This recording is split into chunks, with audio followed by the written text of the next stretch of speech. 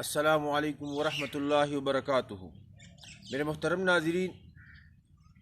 میں ان تمام حضرات کو جو کہ امریکہ، یورپ،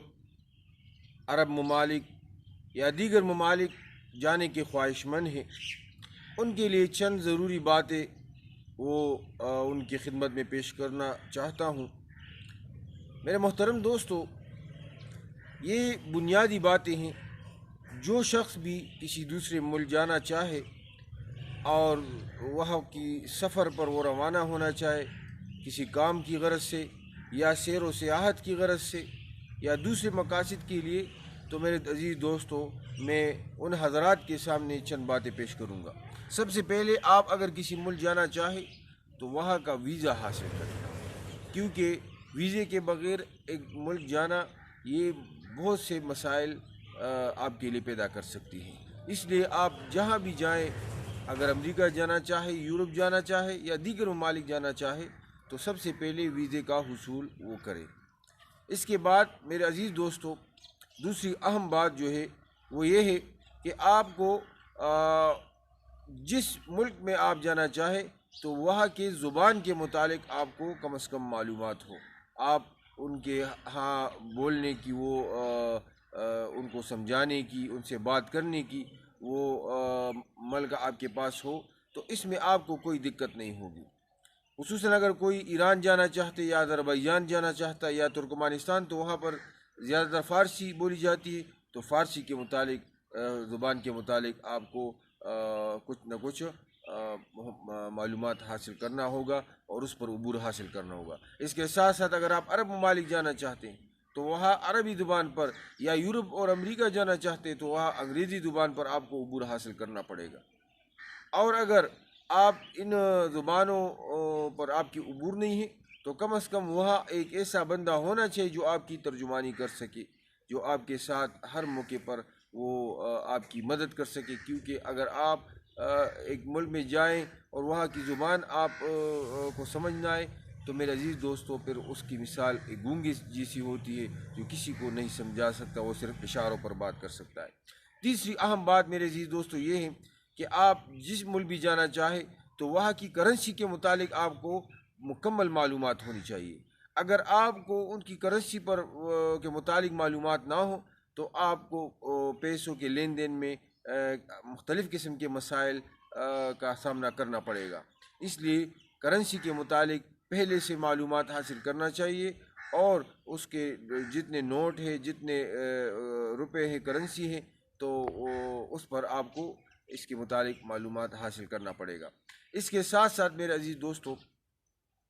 ایک اور اہم بات یہ ہے کہ آپ جس ملک میں جانا چاہتے ہو، سیر و تفریح کے لیے جا رہے ہیں یا دوسرے کام کاج کے لیے، تو وہاں کے ملکوں کا نقشہ آپ کے پاس ہونا چاہیے، اس ملک کے شہروں کا نقشہ آپ کے پاس ہونا چاہیے، کیونکہ اگر آپ سیر کے لیے جائیں گے اور آپ ایک ملک میں جائیں گے تو وہاں آپ ایک جگہ سے دوسری جگہ، ایک شہر سے دوسری جگہ جائیں گے تو کم از کم آپ کے پاس اگر پورا نقشہ ہو اور آپ کو یہ پتہ ہو کہ یہ شہر اس مقام پر ہے اور یہ اگلا شہر اس کے بعد اس مقام پر ہے، پھر اس کے بعد دوسرا تیسرا شہر آگے ہے، تو اس کے ساتھ آپ کی ان معلومات کی وجہ سے آپ کو آسانی ہوگی اور سیر و تفریح میں آپ کے لیے کوئی مسئلہ نہیں ہوگا، آپ ہر شہر آسانی سے جا سکیں گے۔ اب اگر ایک آدمی کو اس کے متعلق کوئی خاص معلومات نہ ہو تو اگر وہ ایک جگہ چلا جاتا ہے، دور شہر ہے، اور پھر واپس ادھر سے آ جاتا ہے اور اس کے قریب دوسرا شہر ہو، تو وہ وہاں پھر دوبارہ نہیں جا سکے گا، کیونکہ پھر وہاں پر آپ کے خرچ بھی ہوتے ہیں، ہر قسم کی تکالیف بھی ہوتی ہے سفر میں۔ تو اس وجہ سے میرے عزیز دوستو، وہاں کے شہروں کے متعلق معلومات حاصل کرنا یہ ضروری ہے۔ اس کے ساتھ ساتھ میرے عزیز دوستو،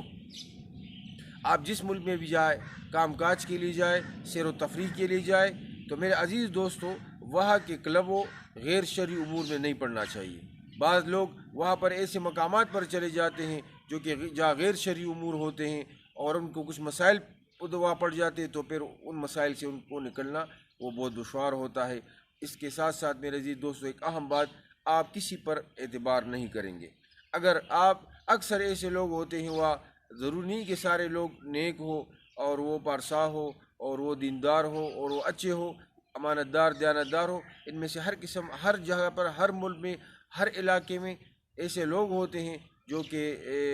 مہمانوں کو، سادہ لوگ عوام کو، دوسرے لوگوں کو وہ دھوکے دیتے ہیں. اس لیے کسی پر اعتبار مت کرے، اور جہاں بھی جائے تو